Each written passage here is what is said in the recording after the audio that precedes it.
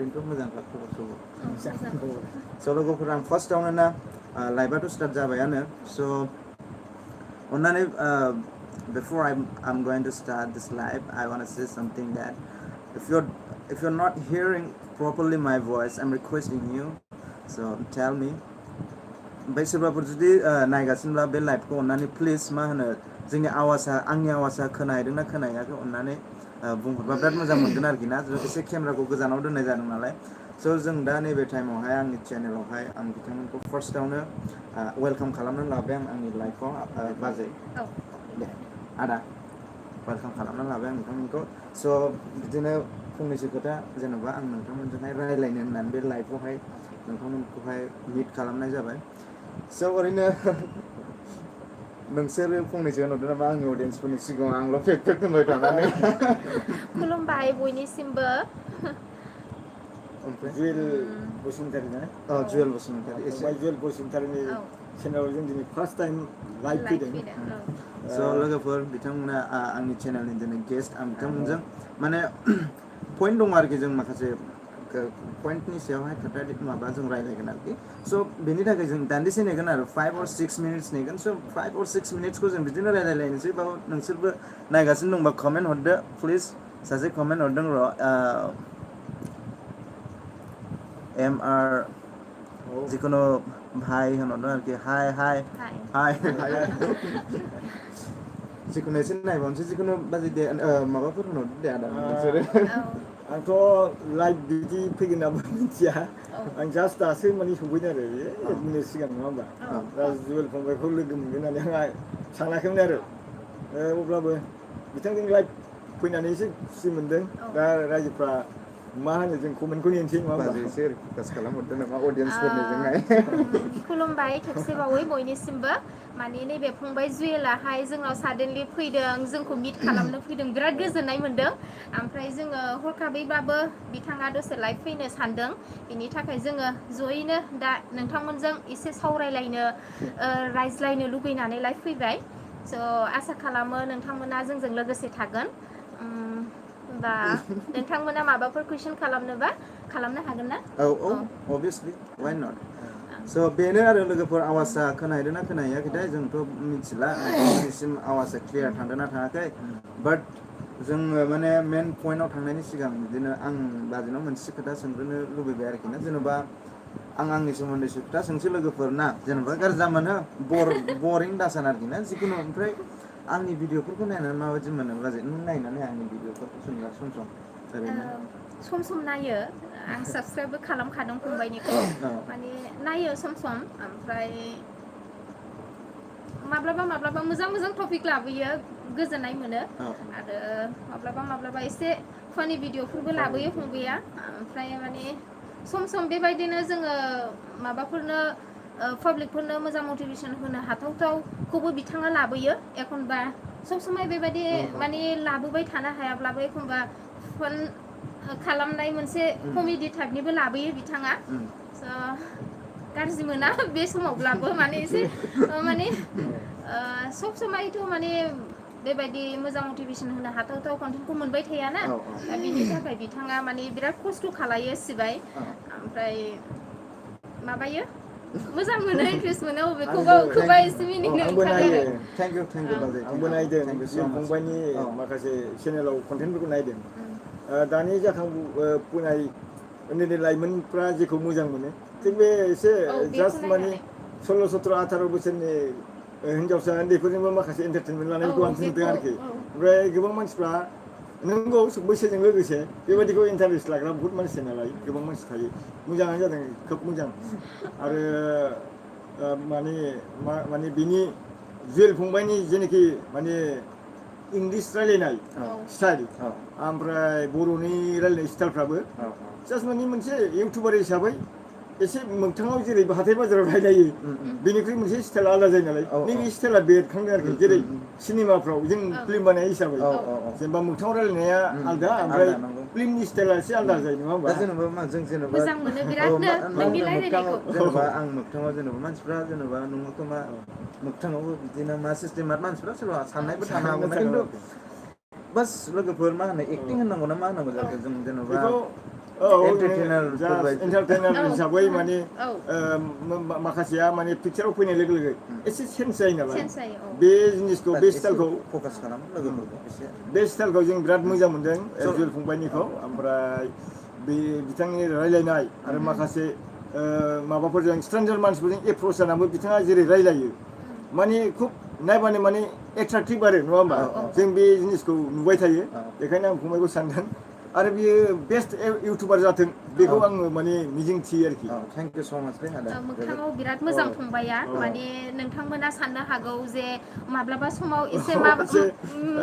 माब्रैबा कुइसन खालामनाय नुयो अबा अबा ब्लगफ्राव स' बेफोरबायदि जेबो नङा फंबाया मोगथाङाव बिराद मोजां केरेक्टारनि जों माने लोगो मोनबाय थानानै बिथांखौ मिथियो फंबाया बिराद मोजां केरेक्टार आरो माने सेनियरफोरखौ माबायदि रेसपेक्ट होनांगौ बिथाङा बिराद मोजां रोंगौ बिराद टेलेन्टेड ओमफ्राय माने उन्दैफोरजों माबायदि रायलायनांगौ माने जों लोगो मोनै बिथांनि गासैबो माने ए टु जेड मिथिजोब्बाय आरोना बिथांनि फारसे जों बिराद मोजां मोनो बिथांखौ ओमफ्राय नोंथांमोना जुदि सोरबाफोर बिथांनि फारसे गोरोन्थि सानफ्लांदोंबा माबाफोर मोनसे ब्लगफोर लाबोनायाव माबाफोर एसे गाज्रि कुइसन खालामफ्लांनाय नुदोंब्ला बेफोर जास्ट ओरैनो एन्टारटेनमेन्ट लानाय समाव खालामफ्लांनाय माबायाव फैयोब्ला थेंक इउ स' माच बाजै बिराद मोजां फंबायनि फारसे आरो बिथांखौबो सापर्ट खालाम ओमफ्राय दे आं बाजै माबा नायग्रोनि दे अ माय गड बाजै एसे फरायहरदो नामा नोङो ना एसे मेगना बारा नुवा आंना फिसा फिसाखायनो ससमा लाबासो नुसै आरो एसे फरायहरदो बाजै खस्थ' खालामनानै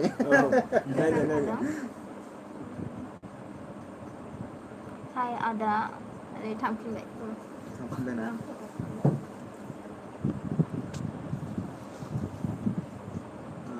ओमफ्राय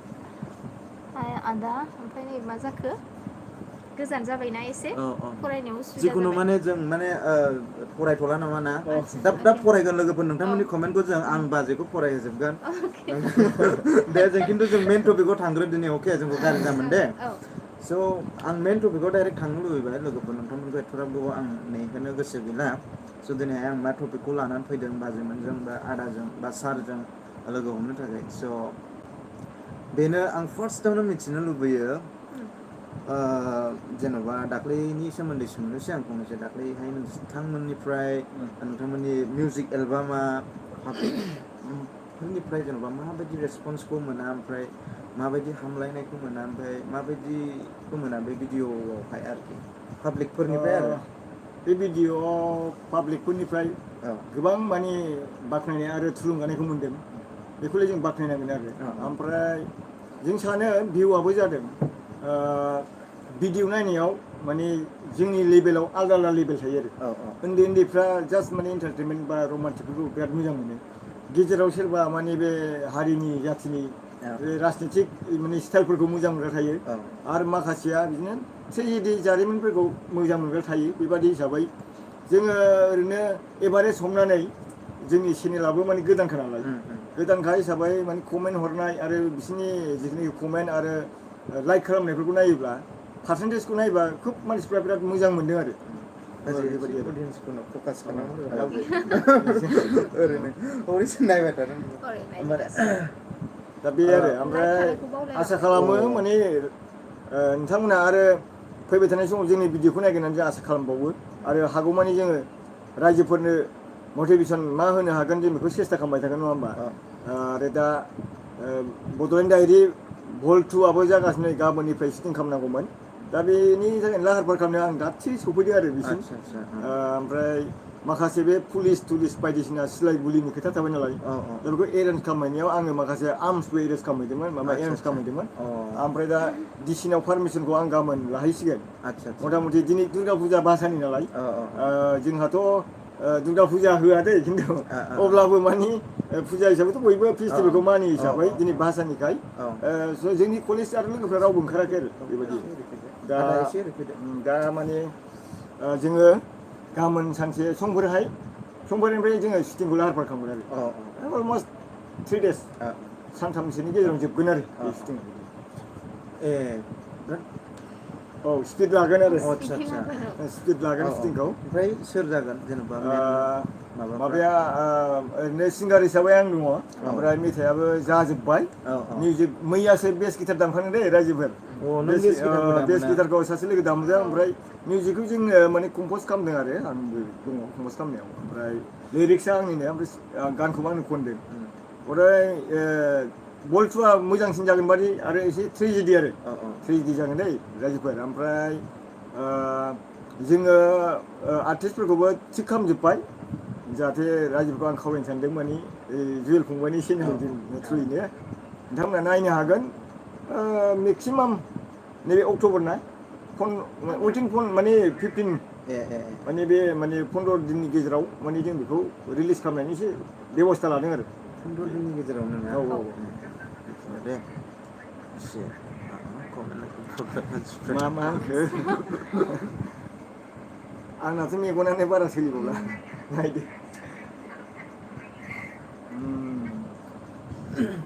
दसे थानानै नोंथांमोननि कुइसन एन्सारखौ होजोबगोन हायोब्ला ना हायोब्ला रायज्लायगोन नोंथांमोनजोंबो कमेन्टखौ नायाखिसै नामा कमेन्टखौ फरायनो एसे माबा जाहोबाय गोजान जादों दे गोजान जादों मानसिफ्रा नायदों नायनाया ओमफ्राय जेनेबा मा सोंबावनो आं दाना कुइसनफ्रानो गोमाजोबबाय ना फेस टु फेस रायज्लायबा बिदिनो जायो ओमफ्राय आं दा माने आं जेबो जेनेबा टारगेट खालामनानै फैदोंब्लाबो माने एथ'ग्राब कुइसन्सफोरनि माबाखौ आं प्रिपेयार गैया ओमफ्राय जा खोथा फैयो बेखौनो ओरैनो लाइफआव रायज्लायलायनोसै नुजाहैनोसै होननानै फैनायनि नालाय ना माबोरै मोजां मोनदों जायखिया जुवेल फंबायनि इउटुब चेनेलखौ बयबो साबसक्राइब खालाम आरो नाय आं दा सोलिफुनाय लाइमोन गथ'फोरनि थाखाय माने बेस्ट माने इउटुबार जानो हागोनखौ आंहा मिजिं दङ आरो बिथांनि माखासे माबाफ्रा इन्टारटेइन मथा मथि नुनो मोनबाय थायो जिखुनु मा होनो नैबेनि सोमोन्दै फंसे सोंबाथ' उसुबिदा नङा ना जेनेबा उसुबिदा जाया नोंथांमोना जेनेबा माब्रै सानैजों एथ' मोजां कापोल दिनैसिम एथ' मिनि खुसि आं नोंथांमोनखौ जेब्ला नुयो बिराद मिनि खुसि नोंथांमोना बिराद बिदिनो मिलायनाय नोंथांमोननि केमिस्ट्रिखौ आं बिराद मोजां मोनो आं माने खम नुयो बिदि केमिस्ट्रिखौ माने मिलायलायनायखौ ना आंबो मिथियामोन हाजबेन्ड एन्ड वाइफनि गेजेरावहाय जेनेबा मोनसे मोजां केमिस्ट्रिखौ बिराद खम नुयो आं बाट नोंसिनि गेजेराव आं बेखौ नुवाखै आरो नोंथांमोननि गेजेराव बिराद अनलायनायखौ नुयो ओमफ्राय मोनसे आन्डारस्टेन्डिंआ मोजां ओमफ्राय मोनसे जेनेबा फिलिंसफ्रा गुबुन सासेनि थाखाय फिलिंसफ्रा माबायदि जेनेबा मारै लोगो मोनलायग्रो आंबो बेखौ मिथियामोन खिन्थु फंबाया सोंबायब्ला आंबो खिन्थानांसिगोन फंनैसोबाव आरोखि उसुबिदा नङा माने जोङो एक्सुवेलि जोङो एरेन्ज मेरेज खालामाखै जेनेबा लाभ मेरेजखौ होनना लादो आरोखि जों बोरै मोजां मोनलायखो जोंबो मिथिया आरो खिन्थु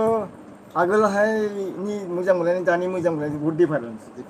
बिराद मिनिथाव आरो गोदोनि मोजां मोनलायनायखौ बुंनो थाङोब्ला आरोखि नैबेखौ सोंबाथ' उसुबिदा नङा ओमफ्राय एजनि सोमोन्दै बेसेबां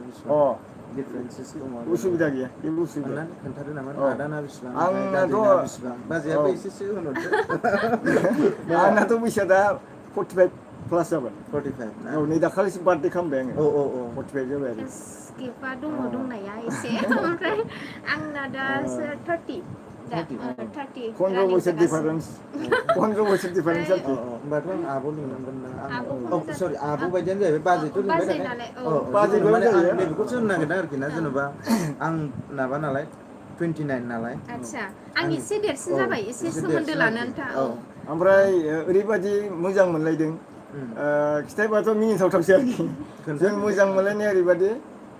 बांद्राय गुलि नङामोन ओमफ्राय लोगो हमलायबाबो माने एसे न'खरनि बायदि आरो ओमफ्राय बिथांनि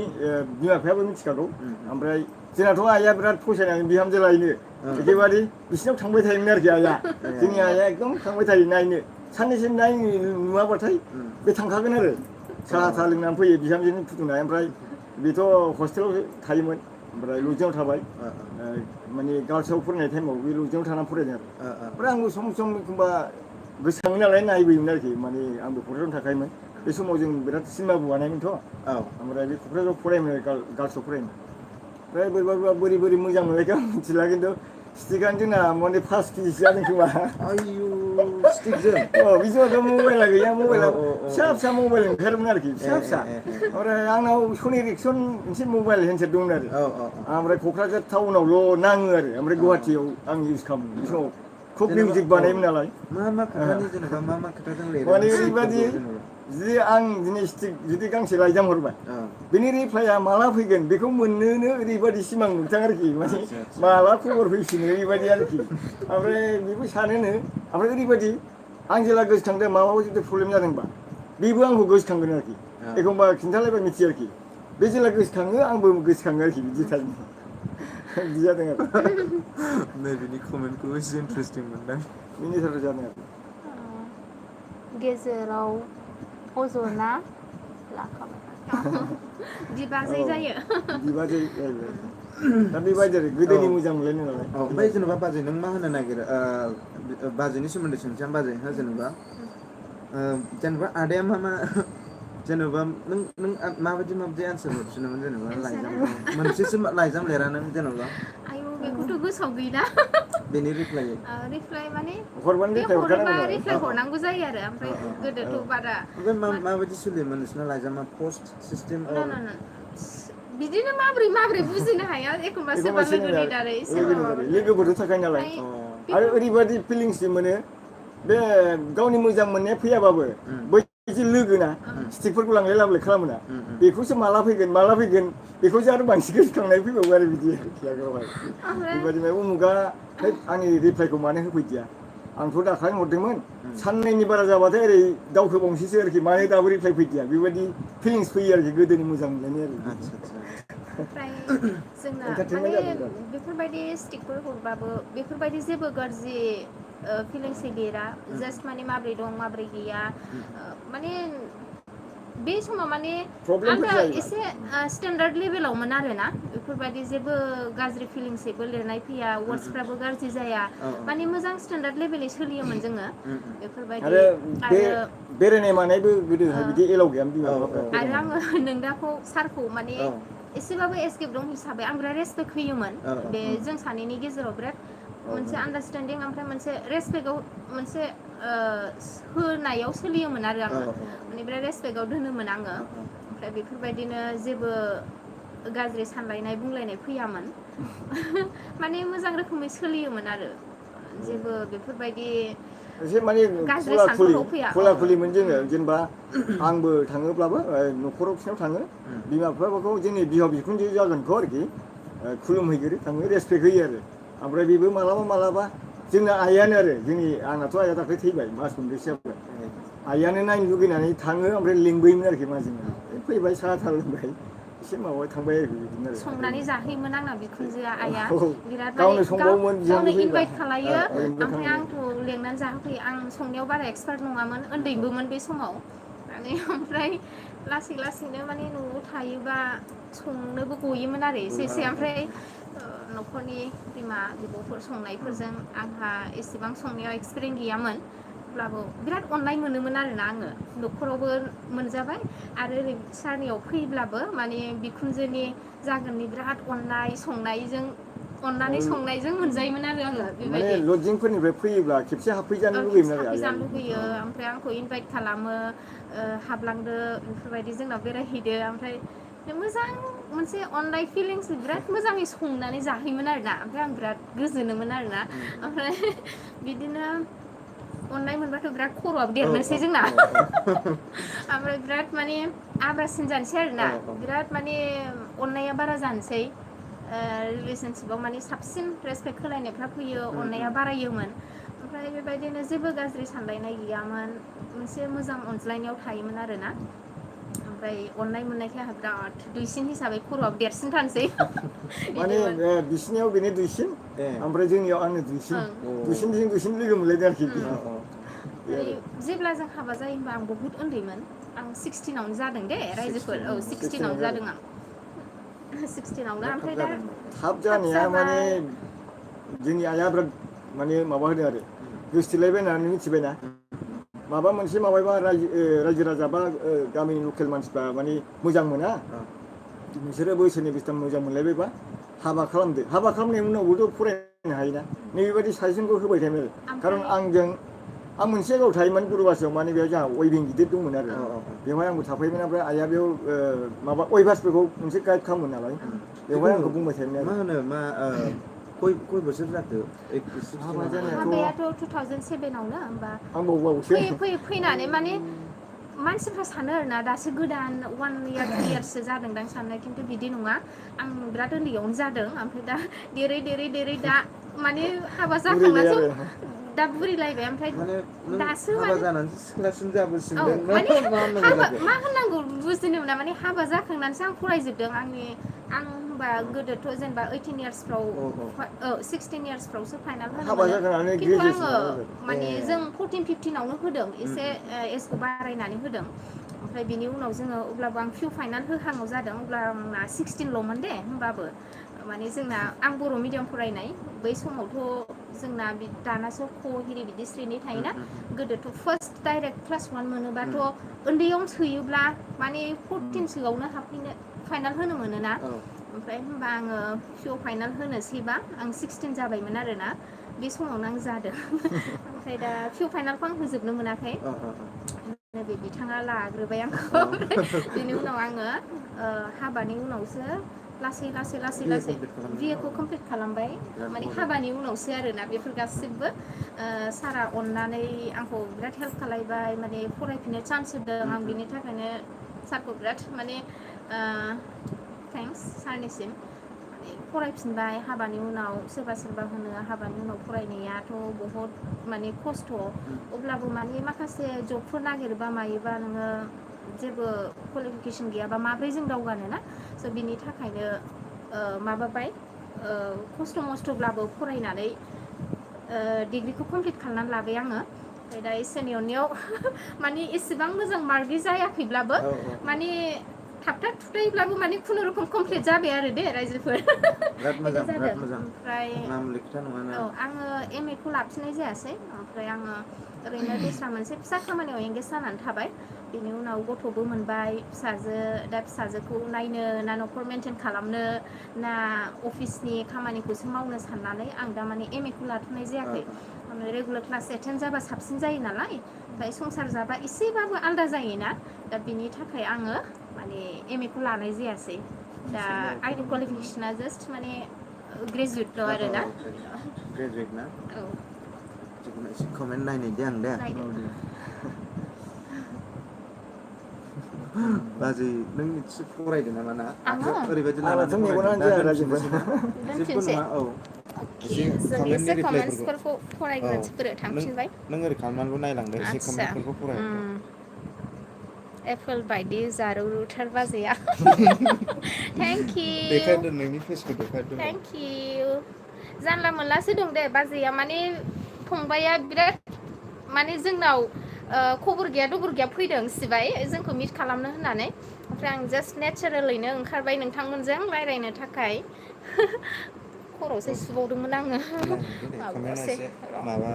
लोगोफ्रा जेनेबा एसे आनसार हरजानो लुगैयोना नोंनि आनसार मोनबा बिराद मोजां मोनगोन बिसोरो आंनि लोगोफ्रा स' फ्रेन्ड्स आं नै बाजैखौ नोंथांमोननि कमेन्टफोरखौ गासिखौबो फरायहोजोबगोन स' नोंथांमोना नायलांबानो थाबानो जाबाय ना मोखांखौ दिन्थिथ'ला कमेन्ट्सफोरखौल' फरायनोसै ना हाय आदा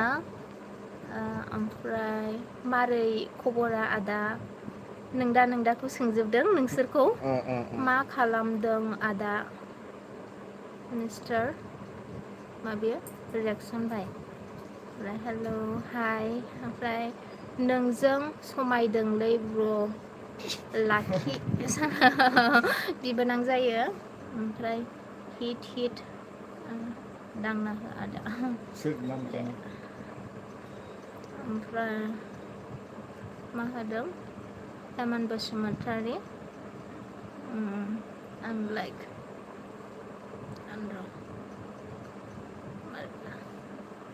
ब्र' लाखि खादोलै बायदि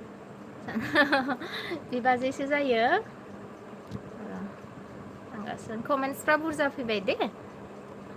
नायथ'ला नङा ना हाय आदा मा खबर जों जेब्लायबो सापर्ट खालामगोन ब्र' थेंक इउ जोंखौबो सापर्ट खालाय आरो फंबायखौबो ना फंबाय जुवेलखौबो नोंनि इउटुब चेनेलखौबो खोन्थाहरदो बिसोर साबसक्राइब खालामनो नायगोन ना आं होनहरनोसै ना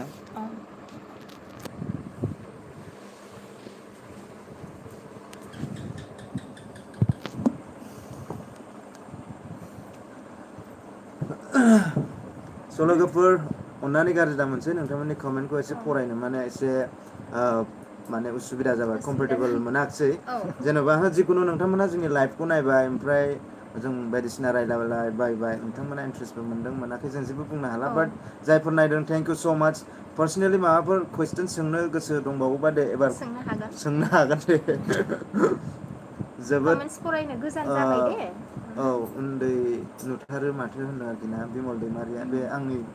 बिमल दैमारि थेंक इउ स' माच नायनायनि थाखाय उन्दै नुयो होनो आरोखि बुरिहांबाय बुरिहांबाय बाजैया बयबो माने बाजै जाखायो आरोना आंखौ नोंदानि हिसाबै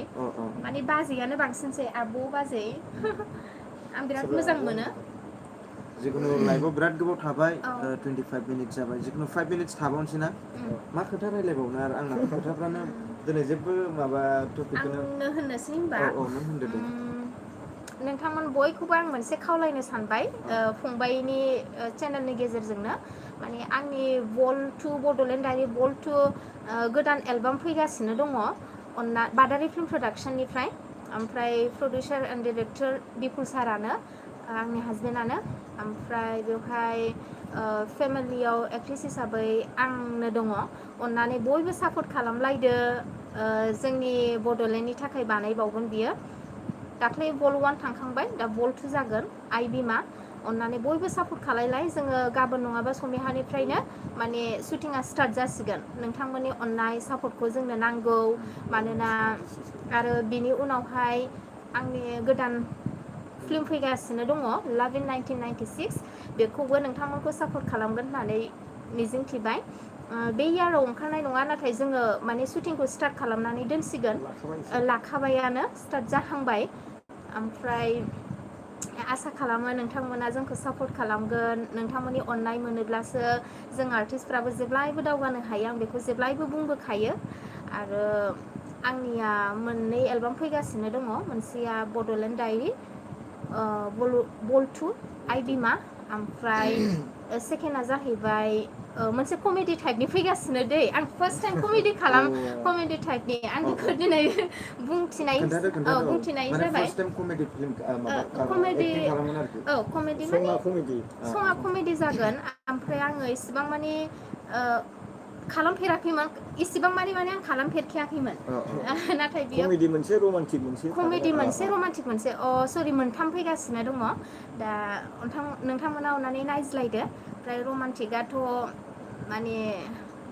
मोजाङानो जागोन आं बिराद एक्साइटेडखा ओमफ्राय जेनेबा रमान्टिकबाबो सिम्पोल रमान्टिक जागोन दे एक्टरखौ जेनेबा सोरखौहाय माबाखो एक्टरा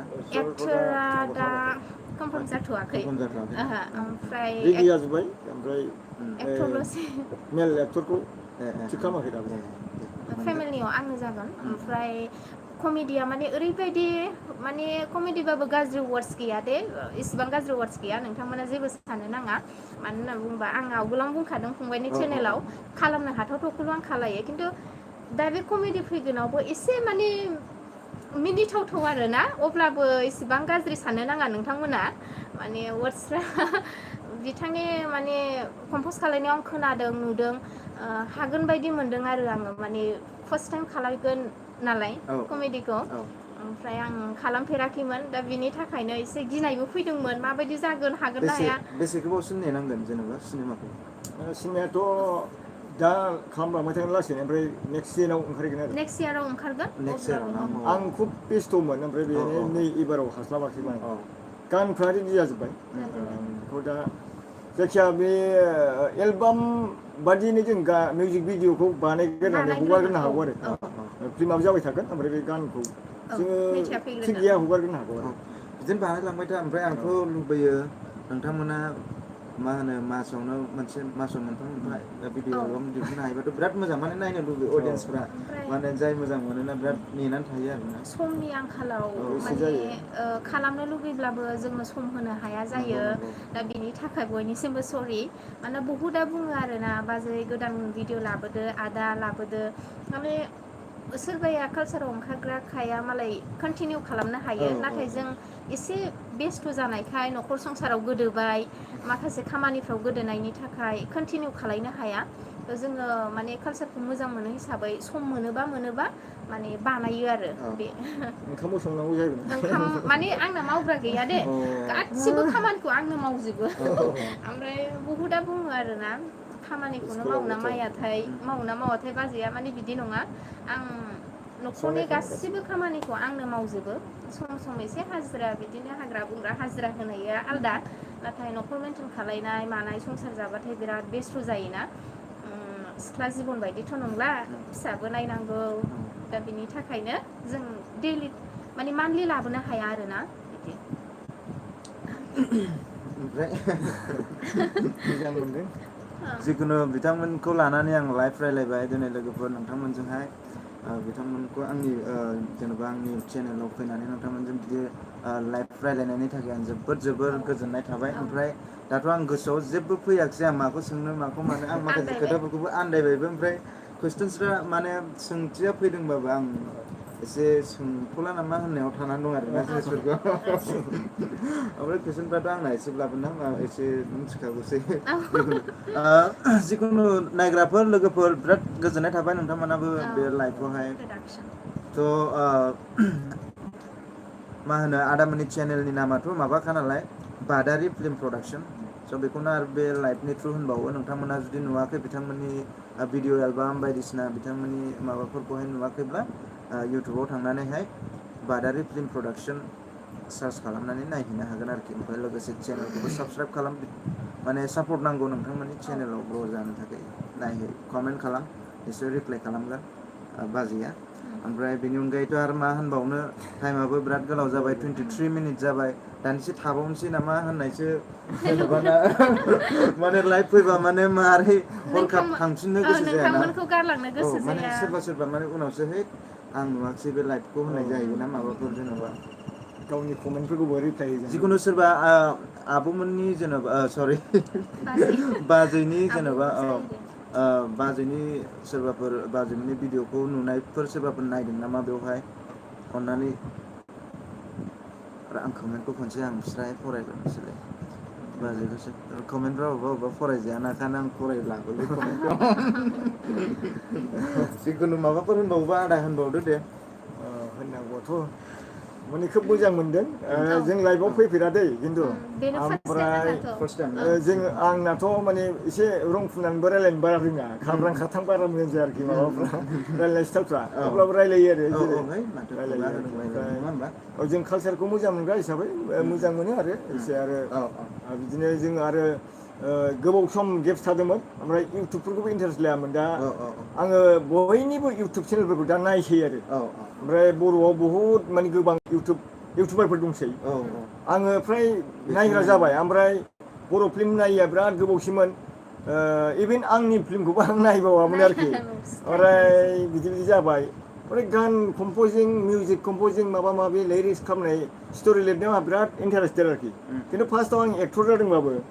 आंना माबासोमोन मार्शेल आर्ट ओमफ्राय माबा आरोखि गान सिंगिं बे आरोखि ओमफ्राय आङो ओरैनो बङाइगाव माबायाव मिउजिक कलेजाव आङो भकेल लादोंमोन ओमफ्राय माने बेड लाक होनना बुंनांसिगोन माने आङो माने बिसारत ग्रेजुवेसनखौ खालामनो हायाखै आरो ओमफ्राय सोलोंदोंमोन दा बेनिफ्रायनो आं एसे ब्लाडआव हाबबोदों आरो दा ब्लाडआव हाबनायखाय एखमबा बिदिनो मोनफा मोनफा बानायो आरोखि बिदि दा आङो गासिबो फंबाय बिनानावफोरनि इउटुब चेनेलफोरखौ आं बुंहरबाय भिडिअफोरखौ कन्टेन्टफोरखौ नोंथांमोनहाबो लाबोबाय था आरो जों सापर्ट खालामो आंबो दाना खोब माने इउटुब नायग्रा जाबाय आरोखि आगोलाव नायामोन दानिया माने आं सानाव सानसे ओरै खारदाव सैमा फाग्ला बायदि आरोखि माने दाथ' जब थब गैया नालाय साख्रि गैया आरो मोननांगौ भाग्यखौ नस्थ' खालामला बेखौथ' बुंना लाब गैला दा जोङो बिराद खोब माने बिजनेस खालामो नालाय आरो एखमबा समाजनि खामानि मावो आं खिन्थु हरनि 12थासिमा दा इउटुब नायग्रा हुदा एसे जाबाय आरोखि बयनिखौबो नायो आं ओमफ्राय माथो होनबावनो दादा बुंनांगौआ जेबो गैला आं लास्ट टाइम बेखौनो बुंनोसै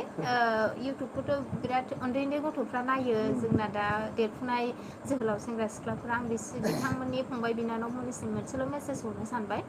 दा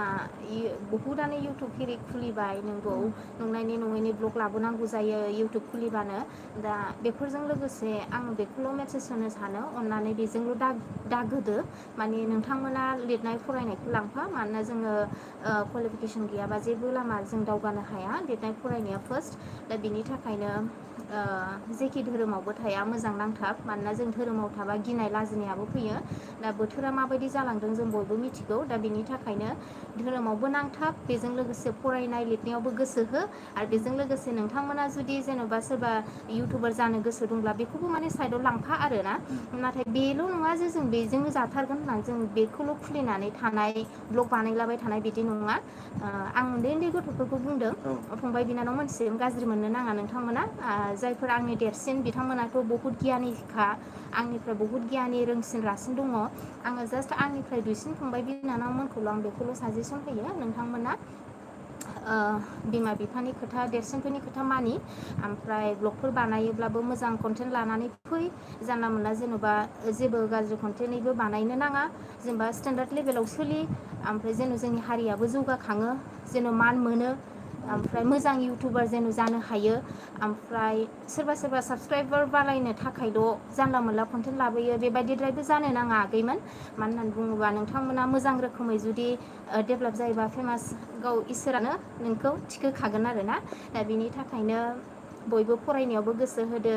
जेखि धोरोमाव थाया मोजाङै मोजां नांथाबनानै थादो लाजिनाय आरो गिनाया जों धोरोमाव थाबा जायो दे बे मोनसे खोथा मानोना संसारा बहुद गाज्रि जालांबाय बयबो मिथिगौ दा बेनि थाखायनो जोंनि केरेक्टारफोरखौ जोङो मोजां लेभेलाव लाखिनोबा जोङो माने धोरोमजोंबो खारनांगौ जायो जेखि धोरोमाव थाया मोजां नांथाब मोजां फराय आरो इउटुबार जानो गोसोबा आं बुंखाबाय माने बेखौ फरायनायजों लोगोसे साइडआव लांफाल' ओमफ्राय बेजोंनो जाथारगोन फरायला बिदि दासान फार्स्टआव फरायनानै गावबा गाव क्वालिफिकेसन लाग्रो साइड लांफाबाय थादो गावबा गाव रोंगौथिखौथ' बयबो देखायनो लुगैयोना सोरबाया मोजां मोजां ब्लग लाबोथारो लांफाबाय था नोंथांमोननि टेलेन्टखौ देखाय फरायनायखौबो फार्स्टआव लांफाथार बेनो लाभ इउ अल स' लोगोफोर बिदिब्ला ना नेक्स्ट भिडिअसिम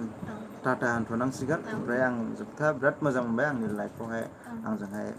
आदान बाजैमोना आंजोंहाय जइन जाफानायनि थाखाय स' बेनोसै लास्टआव आरो आदा नों माबाफोर होनबावोबा लास्ट मोनसे चान्स मोनसे सम होबावबाय आङो माने मा होनबावनो अलमस्ट 37 मिनिट्स दाथ' इउटुब बा जिखुनु फेसबुक टुइटार गासिबावबो इन्टारेस्ट लाग्राफ्रा लाइमोन उन्दै उन्दै बे माने टिनेजार स्टेज नङा होमबा दा बिदिनो बांसिनानो इन्टारटेनमेन्टखौल' मोजां मोनो नङा होमबा इन्टारटेनमेन्टखौ लाबाय था आरो बेजों मोनसे टेलेन्ट फैयो दै